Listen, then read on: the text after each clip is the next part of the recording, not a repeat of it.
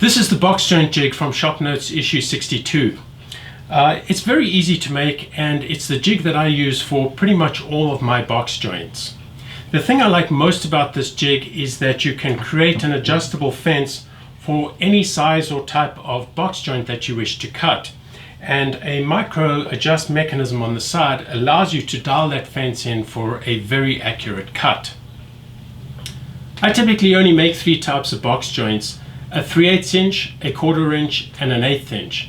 Now the 1/8 inch is a little smaller than an 1/8 inch because I use a thin curved blade in my table saw. So that typically is, I think it's about 3/32 of an inch. So that is less than an 1/8 inch. And I made a special fence for that particular thin curved blade. For the 1/4 inch and 3/8 inch box joints, I purchased a special box joint blade kit from Freud. This is by no way an endorsement of Freud blades. It's just simply the blades that I standardized on and I've had very good experience with. The biggest issue I found with the ShopNotes jig is that it had a tendency to tip forward, or at least lift up from the back as you push the material through the blade for the cut.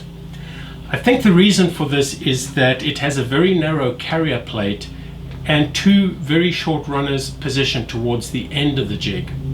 I overcame these problems by mounting the jig on a sled, very similar to a crosscut sled that you would make for your table saw. I found this provides a very stable base for the jig, and my cuts have been a lot accurate since I put it on a sled. I found that with the previous version of the jig, if you push the material through the blade and the material or the jig tipped forward, that cut would not be completely square to both sides of the material.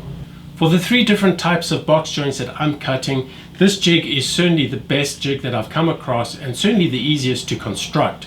I'd highly recommend it, especially if you have something like a box joint cutting set like the Freud, and there are many other options out there for those types of blades as well. If you have other requirements, like for example you want to cut adjustable length or adjustable size box joints, then one jig that you should really look at is Matthias Wandel's Screw Advanced box joint jig. I've actually built one of these as well. I've built a kind of a modified type of jig, and I'll go through that in a future video.